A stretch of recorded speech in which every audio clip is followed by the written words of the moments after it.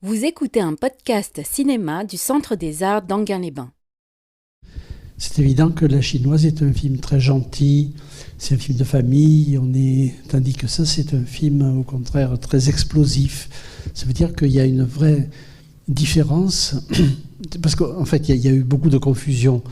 Tout le monde a dit pendant très longtemps La Chinoise préfigure mai 68, pas du tout. Ce qui préfigure mai 68, c'est Week-end. Puisque quand Week-end s'arrête, bon, vous allez voir les voitures qui brûlent, etc. Mais quand Week-end s'arrête, commence tout de suite l'affaire Langlois, et tout de suite après mai 68. C'est-à-dire ce film-là, il arrive au bout de quelque chose. Alors, quand il fait ce film, bon, c'est son dernier film de sa première période. Après, pendant des années, il ne va plus tourner avec producteur, ni équipe, etc. Il va rentrer dans un système totalement marginal de films militants que personne n'a jamais vu, puisqu'il allait dans les différents pays. Sur son nom, il ramassait un peu d'argent. Il faisait des films politiques que personne ne voyait, parce que les télés qui les avaient payés refusaient de les passer. Il n'y avait pas de projection, si vous voulez. C'est-à-dire, pendant 8 ans, plus personne n'a vu des films de Godard en salle. Donc, Week-end, c'était vraiment la fin pour lui de sa première période. Après, il va partir sur toute autre chose quand il va revenir au cinéma. Donc, c'est un film. Et il en a conscience. Il a conscience que c'est un dernier film pour le moment dans sa carrière. Alors que d'habitude, Godard, quand il faisait un film, il avait toujours 2 films qui attendaient derrière. Il était prêt, là, il n'a plus rien derrière. C'est-à-dire, et du coup, il va rentrer dans mai 68, et là, il va quitter le système complètement. Il ne faut pas oublier que 10 ans après, le public avait oublié Godard, puisqu'il n'y avait plus aucun film de lui. On pensait qu'il était mort ou disparu, etc. Donc, quand il va revenir au cinéma, les jeunes n'ont pas vu ces films, puisque 10 ans, quand on a 15 ans, c'est long. Du coup, il y a eu un retour de Godard, c'est Sauve qui peut la vie, grâce à Karmitz, puisque c'est Karmitz qui lui a dit, bon, il faut refaire un film, dans le Marin Karmitz, voilà, il faut refaire un vrai film, avec une équipe, avec un producteur, le producteur c'est moi, et Godard a accepté. À ce moment-là. Donc c'est un film important aussi pour ça, et c'est un film quand même très visionnaire, c'est-à-dire ce qu'on va voir dans le film par rapport à ce qui va arriver à la sortie du film, c'est quand même énorme comme pressentiment, si vous voulez, parce que rien n'annonçait, je veux dire, rien n'annonçait que Paris allait être, que les voitures en feu seraient dans Paris. Personne ne pouvait savoir ça, ni le deviner.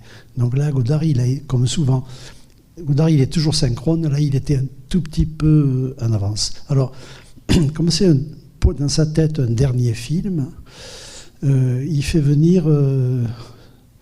il fait une revue de tous les gens qu'il a connus, avec qui il a travaillé, etc. Et il va tous les faire passer dans le film. Et donc, on va voir... vous allez voir, il y a un défilé dans ce film de gens avec qui il a travaillé pendant 10 ans. Qui arrivent et qui font un petit tour. Et il y a quelqu'un qui est évidemment important dans ce film, c'est Anne Wierzynski, puisqu'il vient de l'épouser. Ce film, il le fait juste après avoir épousé Anne Wierzynski, et elle est photographe de plateau sur le film. Elle n'est pas dans l'équipe ni rien, mais elle est là puisque c'est elle qui fait les photos.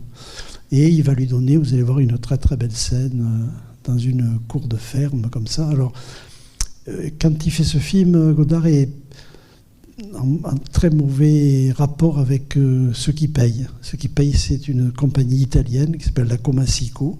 Il refuse de leur parler, enfin, comme souvent, et il leur fait très peur. C'est-à-dire que quand le film doit commencer, Godard dit, la première semaine, je ne tournerai rien.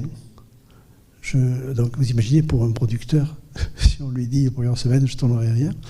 Et il va commencer à tourner la 2e semaine, et là, il a une idée simple, c'est une séquence par jour, un plan séquence par jour. Après, bon, des fois, c'est un peu plus qu'un plan séquence, mais vous allez voir, c'est un film dans lequel il y a des très beaux plans séquences qui durent parfois 5 minutes. Ça veut dire 5 minutes au cinéma, ça correspond au rendement normal de 2 jours de travail.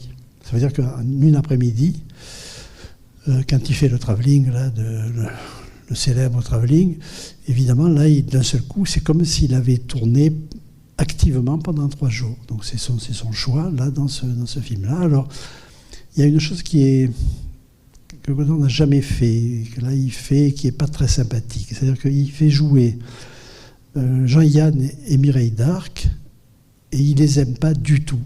C'est-à-dire, comme il veut faire un film qui critique la société, etc., et sur les choses qu'il déteste dans la société, il prend 2 acteurs qu'il n'aime pas. Mireille d'Arc était pourtant quelqu'un de très, très adorable, mais la première fois où il la voit, elle lui dit... c'est elle qui a demandé, c'est elle qui a fait dire par son agent « J'aimerais bien tourner dans un film de Godard ». Elle était très surprise, puisqu'elle, c'était pas du tout son cinéma. Son cinéma, c'était tout à fait un autre type de cinéma français.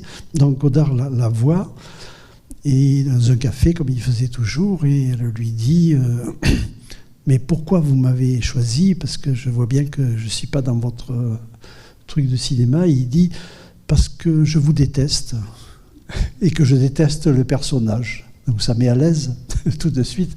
Et il a un peu sadisé pendant tout le film. Et il a sadisé surtout Jean-Yann. Jean-Yann, à l'époque, n'était pas cinéaste. C'était quelqu'un qui faisait de la radio.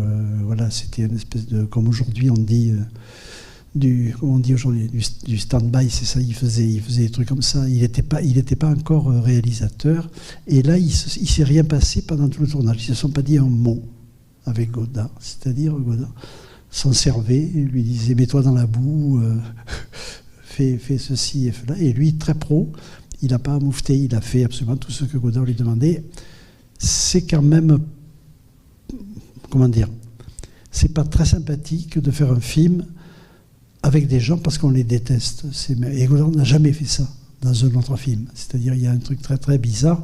C'était lié à son idée que je veux montrer l'horreur de la société, l'horreur de où on en est, l'horreur des voitures, l'horreur des week-ends, etc. Donc, c'est un film qui est fait avec beaucoup de ressentiment sur l'état de la société française à l'époque où il le fait. Voilà. Donc, vous allez voir, c'est un peu étrange. Alors, c'est un film esthétiquement absolument somptueux. Vous allez voir sur le lyrisme des mouvements de caméra, les couleurs, c'est un film incroyable.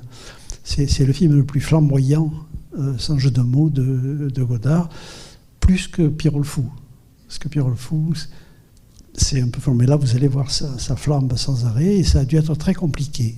Parce que vous allez voir le nombre de fois où il a fallu que Godard fasse venir 20 voitures, les brûle devant la caméra, etc. Ça doit être un film très épuisant à faire pour une équipe, si vous voulez, normale, qui filme ça. C'est plutôt un film comme les Américains les font, mais pas lui.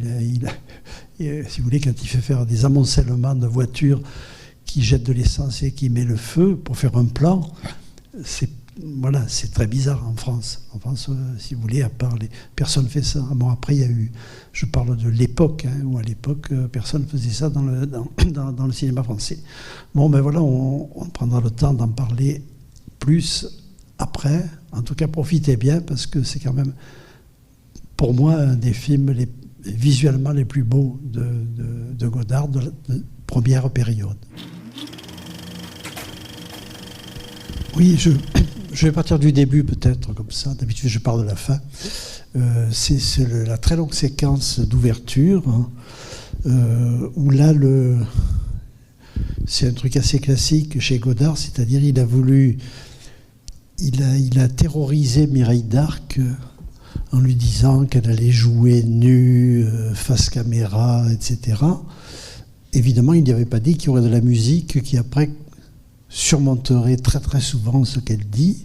Donc c'est un texte un peu bataillien, mais c'est pas du bataille. Je pense que c'est une espèce d'imitation d'un texte de bataille. Et donc, tous les jours, il disait à Mireille d'Arc, demain on fait la scène. Et elle avait évidemment très peur de jouer cette scène. Et puis, donc il a fait traîner cette menace pendant longtemps, jusqu'à ce qu'à un moment, il a fini par faire la scène, et elle s'est aperçue que finalement, Par exemple, elle était sûre qu'elle devait jouer nue, et puis le matin, il lui dit finalement, ça ne sera pas nu, ça sera en soutien-gorge et en slip. Elle lui a dit, mais moi, j'en ai pas, parce que quand je tourne des scènes de nu, je ne me mets pas de soutien-gorge ni de culotte pour pas qu'il y ait des marques.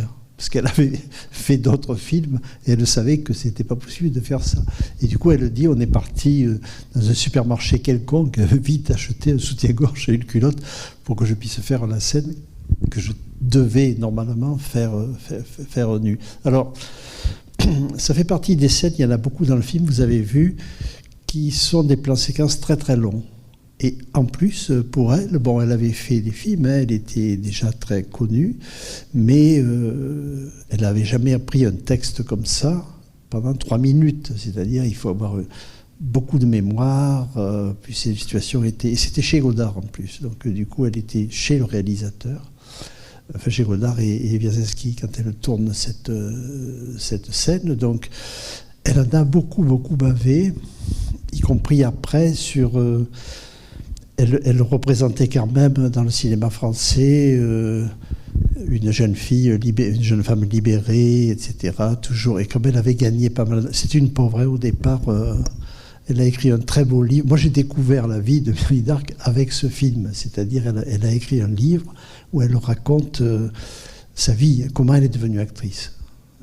Petite Toulonnaise comme ça, elle allait à l'atelier théâtre de son école, si vous voulez. C'est-à-dire qu'elle n'avait rien pour réussir, elle n'avait rien qui devait la propulser, donc elle s'est accrochée. Et à cette époque-là, c'était quand même une des grandes actrices, enfin une grande vedette française, quand elle avait ça, d'un seul coup. Et Anne Wierzewski raconte que elle était très déçue par les vêtements que Godard l'obligeait à mettre, c'est-à-dire elle trouvait que c'était horrible et tout, puisqu'elle avait pris goût, disons, un peu au fait de pouvoir bien s'habiller avec l'argent qu'elle gagnait. Donc là, il y a... Et Jean-Yann, c'est encore pire. Le pauvre Jean-Yann, il n'arrête pas d'être dans la boue, de tomber dans l'eau. C'est-à-dire il y a un vrai truc, un peu d'acharnement contre eux. Alors elle raconte une chose très très belle, hein, parce qu'elle dit finalement, comme Godard nous détestait, avec Jean-Yann, on faisait équipe, enfin on était très solidaires dans tous les trucs où il nous agressait. Et elle raconte, alors ça, c'est un plan très beau, vous avez vu, où il y a les voitures empilées, après leur accident, au moment de leur accident, et il y a vraiment du feu, et elle sort avec Jean-Yann en disant mon sac de chez Hermès. Et en fait, c'était pas écrit. C'est-à-dire qu'elle est avec, elle dit, on était avec Jean-Yann, ça cramait, et à un moment, j'ai dit à Jean-Yann, on va mourir. Et normalement, elle devait attendre avec Jean-Yann le signal de Godard. Et Godard, évidemment, pour les sadiser, il disait rien. Et donc, à un moment, elle dit, on part en courant, j'ai une idée. Et Jean-Yann suivait, et l'idée c'était de sortir en criant mon sac de chez Hermès, et Godard a adoré évidemment.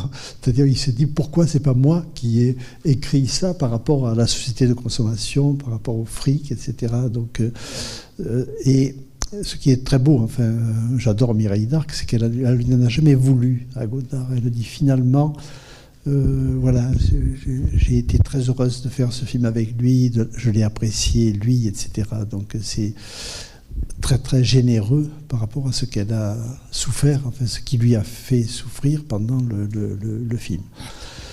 Donc il y a ce long plan séquence, et après arrive le fameux travelling, parce que Godard avait dit je vais faire le travelling le plus long de l'histoire du cinéma. À l'époque, il n'y avait pas de drone, il n'y avait pas, c'est-à-dire faire un travelling comme ça voulait dire ils ont loué tous les rails de travelling de Paris, tous les endroits où on pouvait louer des rails de travelling, et ils ont installé un rail de travelling sur 300 mètres. Ça s'était jamais fait en France, hein, il y avait pas les... Et en plus, le terrain n'était pas plat. C'est-à-dire que pour que le travelling soit plat, ils avaient mis la caméra sur une dolly, et il y avait quelqu'un qui rattrapait le niveau pour que ça reste horizontal alors que le chemin montait. Donc vous imaginez le truc de fou, quoi. Donc il fait ça. Alors, il y a un truc que j'aime bien dans ce très long plan, c'est bon, il y a un côté Prévert, enfin, il y a un côté coq à l'âne, avec des... Mais vous imaginez le boulot, c'est-à-dire faire installer toutes les voitures là, avoir les acteurs qui sont quand même là dans le plan, avoir l'accident final et avoir que ça marche le mouvement. Donc ils l'ont fait 3 fois. Et il y a une chose que j'ai jamais pu savoir, je voulais demander à Coutard, mais j'ai oublié, c'est est-ce que dans le film, bon, si vous voulez, ils ont fait 3 fois le travelling, ça c'est sûr. Mais vous avez vu que Godard, au lieu de garder l'effet, voilà, j'ai fait un truc très virtuose que personne n'a fait avant moi, un travelling, il le coupe. C'est-à-dire, il met des mots, etc. Alors est-ce qu'il le coupe parce qu'il n'y avait aucun plan qui était parfait du début à la fin, ou bien est-ce qu'il le coupe par, comme fait Godard, c'est-à-dire pour dire je ne vais quand même pas montrer mes muscles, je l'ai fait, mais je ne vais pas intimider le public en disant je l'ai fait. Chose qu'on retrouve d'ailleurs, enfin, il y a quelque chose de très godardien sur ça, sur la question de l'émotion, qu'il ne faut jamais tenir. Pour Godard, l'émotion, il faut toujours, à un moment, très vite, la casser. Enfin, il y a la mort de Valérie Lagrange, où elle, qui pourrait être très, très émouvante, quand elle chante. Et Godard, il écrit faux raccord. C'est-à-dire qu'au moment où on devrait être pris par l'émotion de cette mort chantée, il casse tout, quoi. C'est-à-dire, du coup, quand on revient sur le plan, l'émotion est partie. Donc Godard a fait ça toute sa vie, hein, c'est-à-dire, il a horreur des points d'orgue, il a horreur de ce qui est des notes qui sont tenues. Il tient un tout petit peu, puis après il casse. Alors là, il y a quand même une séquence somptueuse, enfin, dans ce film. C'est celle de les voitures qui deviennent un troupeau de moutons. Parce que là, je ne sais pas si vous imaginez le travail. C'est-à-dire, il a fait venir mettre dans le champ toutes les voitures. Après, donc, quand Pomerol fait un geste comme ça, au milieu des voitures, et il fait évacuer toutes les voitures, il fait amener un troupeau de moutons, je ne sais pas parce que ça se passe en banlieue parisienne, hein, donc je ne sais pas où il a trouvé ce grand troupeau de moutons. Et quand Pomerol refait ça, il y a un mouvement en hauteur, et c'est extrêmement lyrique, et là les moutons arrivent et traversent le plan. Bon, c'est somptueux, c'est vraiment un truc de très grand cinéaste, enfin, ce raccord-là, y compris sur l'idée, c'est-à-dire c'est un miracle, si vous voulez, d'aujourd'hui, c'est-à-dire comment on transforme des voitures pourries en moutons et comment on fait ça. Alors, il y a une chose qui m'avait beaucoup frappé, quand Godard avait fait son exposition au Centre Pompidou, il y avait plein d'extraits de films, mais il n'y avait aucun film des années 60 dans l'expo, sauf cette scène. C'est-à-dire que la seule scène qu'il avait remontrée de son travail des années 60, c'était la scène des moutons. C'était la scène du miracle, comme ça, avec les moutons. Alors, je saute à un autre plan séquence qui est très très long et très complexe. C'est dans la ferme, où là, il fait 3 tours. Et on voit bien que c'est parfaitement organisé. C'est-à-dire, on voit bien comment chacun sait à quel moment il entre dans le champ, à quel moment il sort, etc. Et c'est un son direct. Hein, donc, alors à l'époque, ça vous avez dû remarquer, bon, à l'époque, il n'y avait pas les micros HF. C'est-à-dire qu'à l'époque, le son était forcément perché. Et il y a des scènes où, à l'époque, on ne pouvait pas avoir un son parfait en perchant. Car à un moment donné, quand le camion part, on a du mal à... Aujourd'hui, ça nous paraît bizarre, parce qu'aujourd'hui, tous les acteurs sont équipés.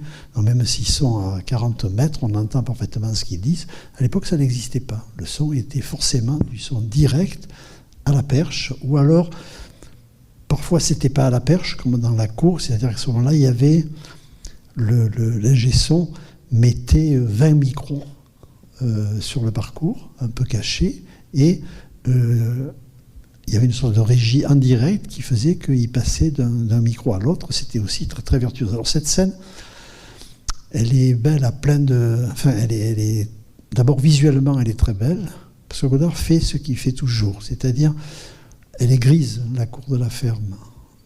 Et il amène, c'est un peintre, il amène les touches de couleur. Et notamment, il joue les endroits où c'est un peu terne, il met les bidons rouges, qui s'en sert comme un peintre qui mettrait des taches rouges ou des taches jaunes, comme ça. Évidemment, sur le choix des véhicules, Godard, c'est toujours très très important. Le camion est jaune. Si vous voulez, en gros, ce film est fait en rouge et jaune, ce qui va bien avec le sujet. Le rouge, évidemment. Et Godard est un maniaque de ça, c'est-à-dire il est capable de peindre à la main un petit bout du décor parce qu'il a besoin de jaune ou de rouge, et il le faisait lui-même. Dans les films, quand il tournait, Godard, il peignait lui-même sur le décor des petits éléments comme ça. Alors, la scène au niveau du contenu, elle participe de ce qu'on appelait à l'époque l'action culturelle, c'est-à-dire il y avait une idée qui était un peu l'idée à l'époque, disons, des gens qui faisaient l'action culturelle, c'était d'aller apporter la culture là où elle n'était pas. Donc, évidemment, Godard se moque, mais il ne fait pas que se moquer. C'est-à-dire, à ce coup, il fait amener un très gros piano dans la cour de la ferme, il fait jouer Mozart, c'est-à-dire, à ce coup, c'est comme s'il mettait en scène une situation d'action culturelle. Dans le peuple, puisque le film est déjà assez politique sur ça, c'est-à-dire comment est-ce qu'on pourrait amener la musique classique à la campagne, dans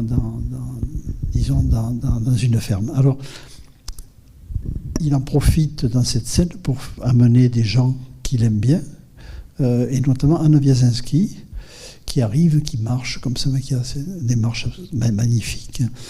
Et elle est avec Michel Cournot, qui était le grand critique cinéma de l'époque, celui dont tout le monde parlait. Michel Cournot écrivait dans le Nouvel Observateur, et il avait écrit des choses extrêmement délirantes sur Godard. Donc Godard, il a fait un film qui s'appelait Les Gauloises Bleues, qui n'était pas nul, mais enfin très godardien, c'est-à-dire qu'il était tellement impressionné par Godard que finalement il a eu du mal à se détacher de l'admiration qu'il avait pour Godard en faisant le film. Alors on retrouve des personnages qu'on a vus avant dans le film, des acteurs qui jouent dans d'autres rôles dans le film. Juliette Berthaud, par exemple, elle est au début dans la scène de l'accident, puis on la retrouve à la fin dans la forêt, enfin, etc. C'est-à-dire que ça vient de Buñuel, c'est-à-dire prendre un acteur et le faire revenir dans un autre rôle pendant le même film. Donc il y a elle, il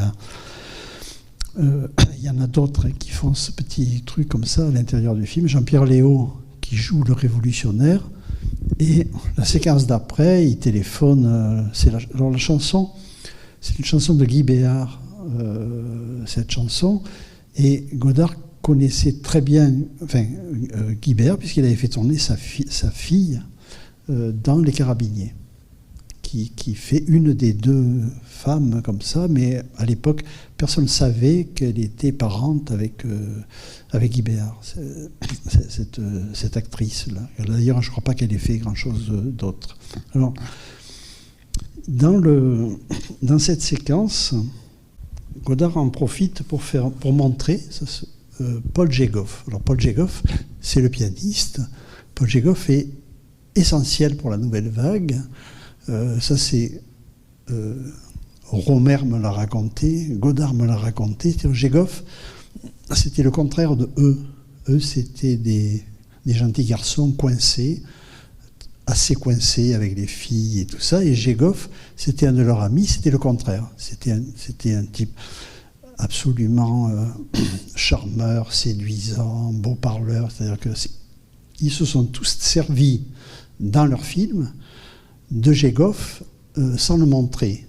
Et je crois que c'est Romer qui me disait Belmondo dans Un bout de souffle, c'est Paul Djegoff. C'est-à-dire que c'était un modèle, si vous voulez, pour créer des personnages que eux n'étaient pas, puisqu'eux, ils n'avaient pas la désinvolture, ils n'étaient pas du tout comme ça, à part un peu Truffaut. Et du coup, Djegoff a été quelqu'un qui a été très présent dans les films de la Nouvelle Vague, mais pas directement. Il était présent dans les personnages inventés, si vous voulez, par les gens. Donc là, on le voit. Alors la fin de Gégov est très belle, si j'ose dire, parce que Gégov est mort le jour de ses 60 ans, assassiné par sa maîtresse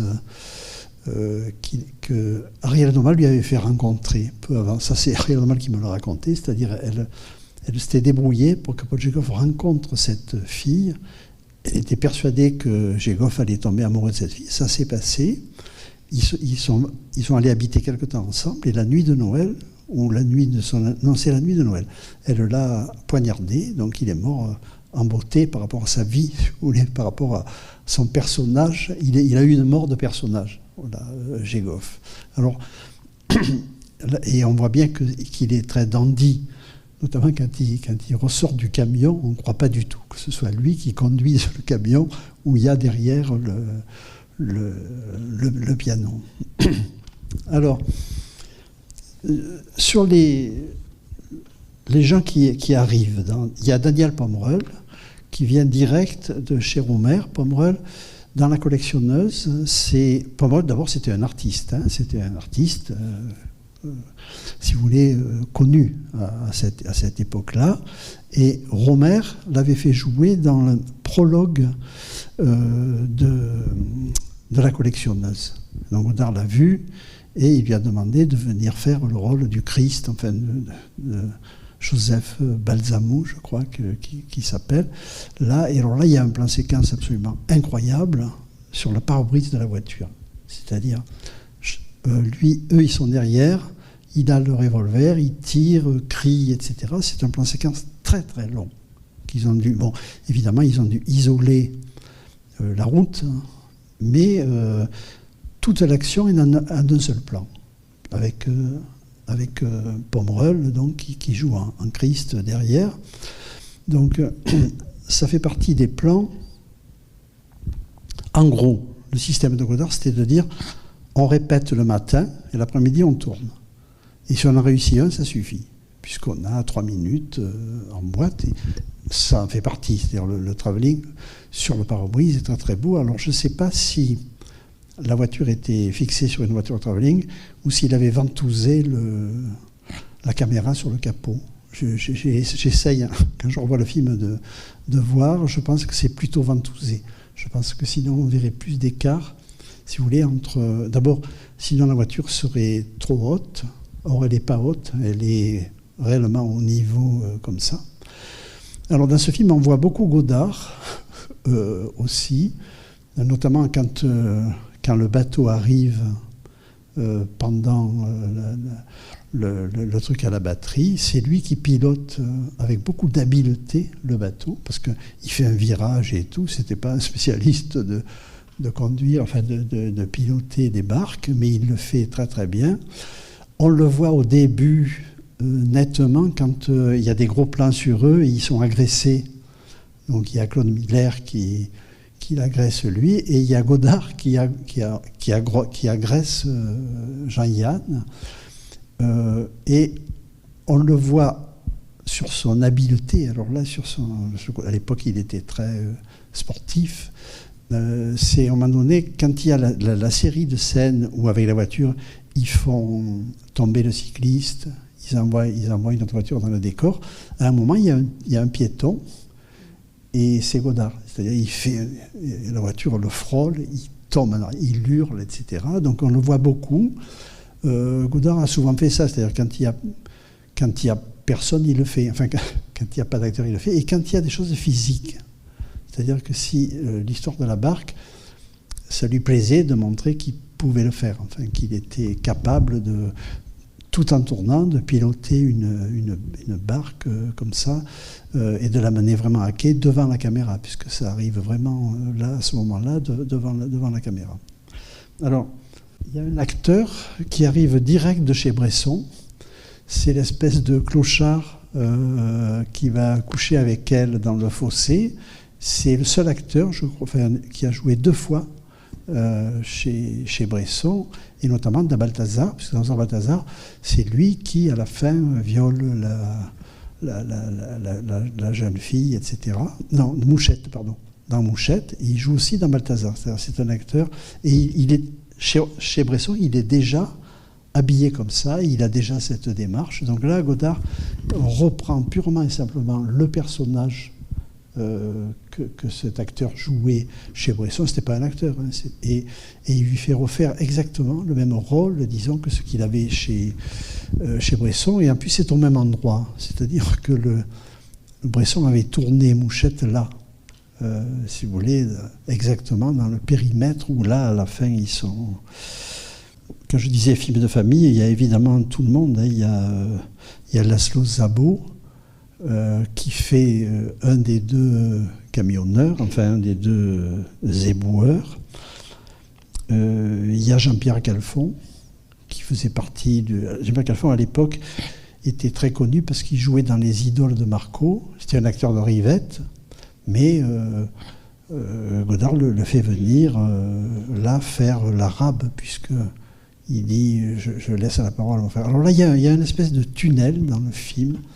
C'est trop long. Enfin, c'est trop long. Et Godard s'en est rendu compte, je pense. Bon, ça lui permettait, c'est son vieux système, hein. Si le film était trop court, il tournait 10 minutes en une journée. Donc je pense que là, c'est ce qui s'est passé. C'est-à-dire qu'il devait lui manquer un peu de temps. Et du coup, il donne tous ces textes comme ça... un peu politique à l'acteur noir et à Laszlo Szabó. C'est quand même très long, et même Godard, il a dû le sentir, parce que vous avez vu, il met des inserts comme il a fait dans Le Mépris, etc. Sauf que les inserts, d'habitude, ils sont collés. D'habitude, c'est une espèce de séquence en artichaut, où on voit des plans qu'on a déjà vu dans le film, et des plans qui vont venir après. Là, il ne les colle pas, c'est-à-dire il coupe dans la longue séquence comme ça de texte, en mettant, et on voit déjà un plan de la fin. C'est-à-dire on voit des plans qu'on connaît puisqu'on a déjà vu, et il y a déjà un plan après de la Révolution, enfin de ce qu'on va voir par la suite quand ils vont se faire récupéré par le Front de libération de Seine-et-Oise. Donc,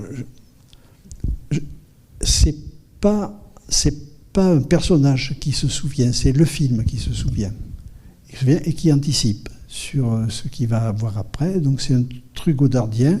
Il l'a fait quand même plusieurs fois, mais là, il ne le fait pas comme d'habitude, j'ai envie de dire, à ce moment-là. Voilà, alors... Après, sur le côté enfer, enfin, vous imaginez le travail de fou qu'a dû être la préparation de toutes les scènes où il y a des voitures accidentées et des voitures qui brûlent. C'est-à-dire, c'est une entreprise.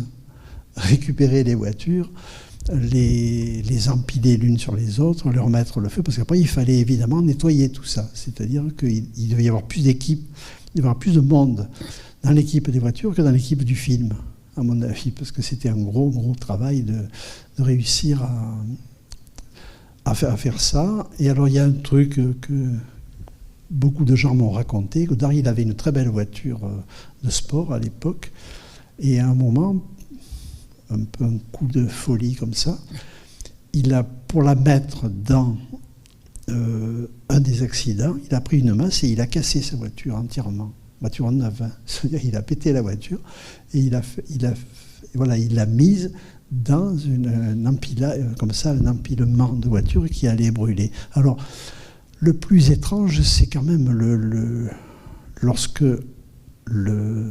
Jean-Yann dit « On va mettre ta mère qu'on vient de tuer dans la DS et on va simuler un accident comme dans Pierrot le Fou. » Et on pensera qu'elle est morte. Et là, il fait un truc de fou. C'est-à-dire, il met une voiture et il met un avion dans l'arbre. C'est-à-dire, on se dit, il a fallu une grue, il a fallu trouver l'avion, il a fallu empiler les deux voitures. C'est-à-dire, c'est des trucs qui se tournent en 1 heure, mais il faut 3 jours de préparation pour avoir les choses qu'on voit dans le film, si vous voulez, en train d'être... que les choses soient là et puissent cramer vraiment, et ça crame vraiment. Hein. Il y a beaucoup de fumée, de flammes, ça brûle vraiment. Donc ça a été un film totalement laborieux sur la préparation, pas sur le cinéma, sur la préparation de ce qu'il y aura dans le plan. sans doute le plus laborieux des films de Godard. Je pense que jamais il a eu besoin d'autant de choses dans le plan avant de faire ses plans, si vous voulez, avant de tourner. Tourner, après, c'était plus grand-chose, puisque quand les choses étaient là, voilà, il est cadré, il est filmé. Alors, c'est aussi un film où il se sert énormément des travelling, et certains sont très bizarres. Par exemple, quand le clochard la couche avec elle, sans vraie raison, la caméra part sur la gauche et revient alors qu'il ne s'est rien passé. Il n'y a rien qui justifie que la caméra passe. C'est-à-dire qu'il y avait dans ce film, chez Godard, une envie évidente de jouer avec le travelling et de faire des choses comme ça, assez complexes. Évidemment, le plus complexe étant la cour de la ferme, travelling circulaire. Je ne sais pas comment ils ont fait, parce que ça devait être un très grand cercle, parce que si vous voulez, sinon on sentirait les à-coups. C'est-à-dire c'est extrêmement lisse, et c'est des vrais travelling, parce que dans la cour de la ferme, ils ne pouvaient pas faire tourner la dolly, c'est impossible, c'était pas plat, c'était... Oui, en plus, donc j'avoue que là, chaque fois que je le vois, je suis très admiratif. Alors, je pense que ça vient du cinéma de Yang Shou, c'est-à-dire Yang Shou faisait des plans comme ça. À l'époque, Yang Shou était un cinéaste très célèbre, et Yang Shou faisait des plans de 10 minutes avec la caméra qui bougeait, les gens qui bougeaient, etc. Donc il a voulu faire... Godard est quelqu'un qui est très jaloux de ce que font les autres quand ça lui plaît, enfin quand il trouve que c'est bien. Donc là, il s'est dit, je vais être aussi fort que Yang Shou, et je vais faire une séquence à la Yang Shou dans mon petit film français. Donc il y a ça, et j'ai oublié de le dire, mais évidemment, la première scène, elle vient de Bergman. Mais ça, il l'a dit.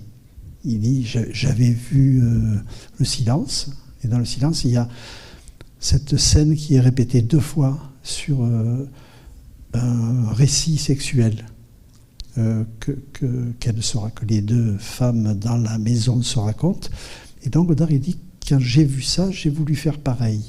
Godard, comment dire, c'est pas quelqu'un qui... Quand quelque chose lui plaît, il veut faire aussi bien ou mieux. C'est un de ses moteurs, disons. Donc il n'hésite pas à dire, voilà, je suis parti de ce que j'ai vu chez Bergman, je suis parti de ce que j'ai vu chez Buñuel. Il prend en général des grands modèles. Et l'idée, c'est, je me mesure à eux, en tant que cinéaste. C'est-à-dire, si eux savent faire ça, pourquoi moi je ne le ferais pas? Et pourquoi, à la limite, je ne ferais pas mieux qu'eux? Donc là, c'est très clair. Hein, c'est un film où il y a beaucoup de modèles auxquels Godard se confronte. Et Godard se dit, voilà, je vais y arriver, moi aussi. Donc il a fait ça tout le temps, hein, à peu près. Avec des fois, le seul avec lequel il a eu des problèmes, c'est Antonioni. Parce qu'il a toujours été en compétition dans sa tête avec Antonioni. C'est-à-dire, dès qu'Antonioni faisait quelque chose, il disait, pourquoi je ne le fais pas moi?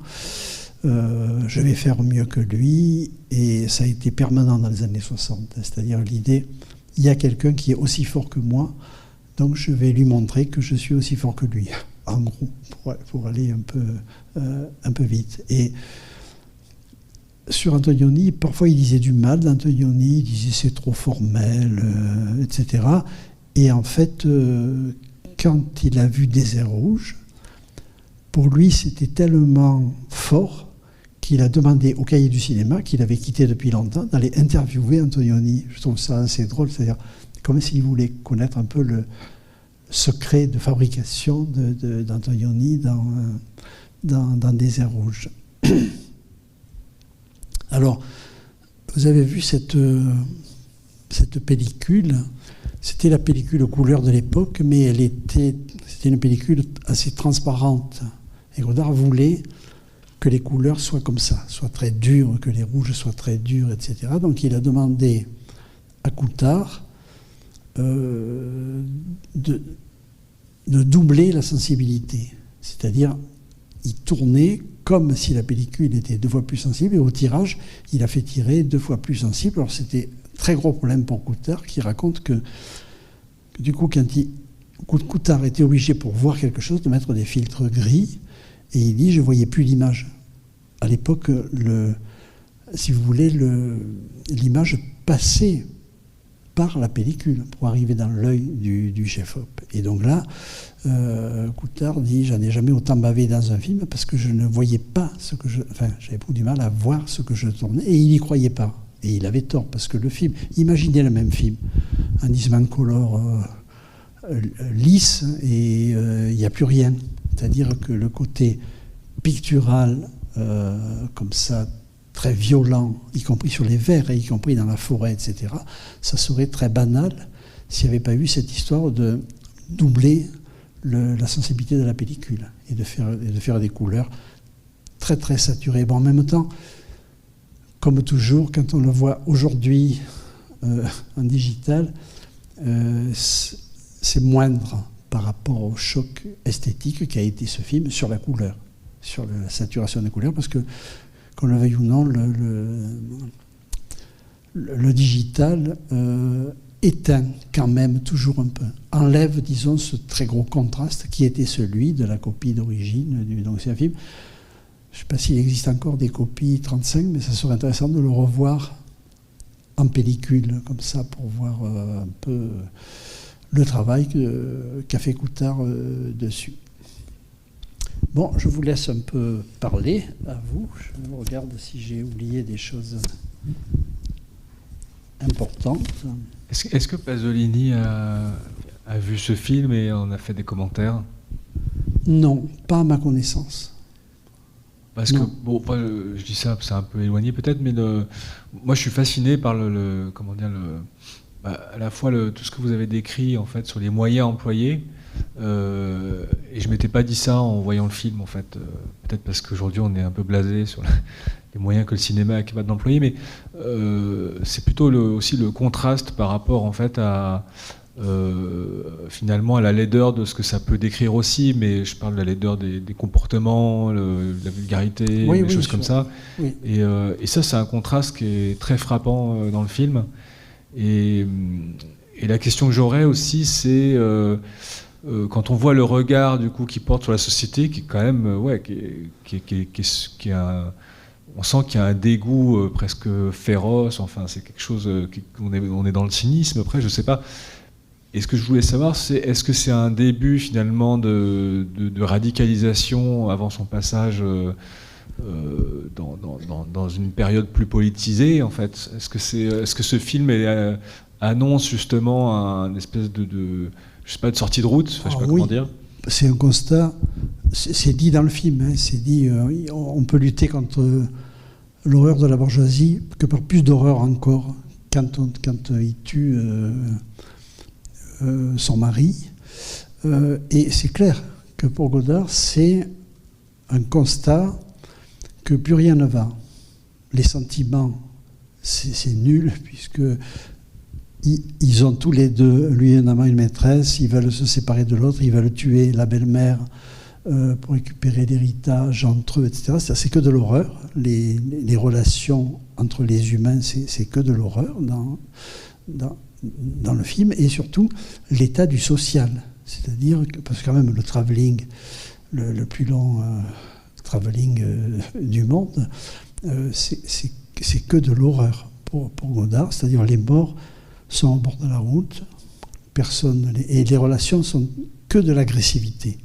Par exemple, quand ils veulent partir en voiture et qu'ils défoncent la voiture de derrière, la femme arrive. Après, il y a le mari de la femme qui arrive, qui tire au fusil. C'est-à-dire, c'est une espèce de... les relations sont totalement horribles et exacerbées. Et Godard dit, ce que je fais, c'est plus dur que Harakiri. Sa référence, c'était, je voulais faire plus violent qu'Harakiri. Et ça y est, c'est-à-dire, il n'y a pas grand-chose dans la société, dans l'état de la société que Godard décrit, qui vaille la peine d'être sauvé ou maintenu. C'est un film de préparation en mai 68. Enfin, il ne le sait pas, mais en tout cas, ça prépare un constat sur il faut en finir avec cette société que je vous montre à ce moment-là.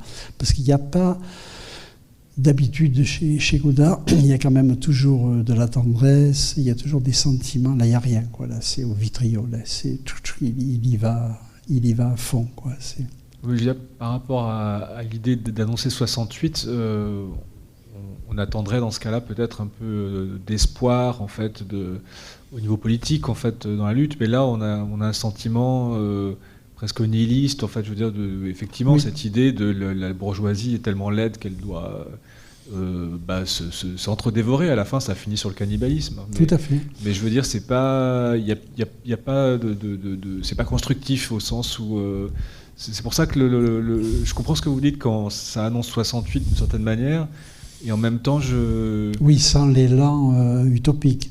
Ouais, c'est voilà. Juste, ça annonce l'explosion. Ouais. C'est-à-dire, voilà, cette société étant ce qu'elle est, ça peut que péter, en gros. Et c'est pour ça que Godard va accueillir 68 avec beaucoup de joie.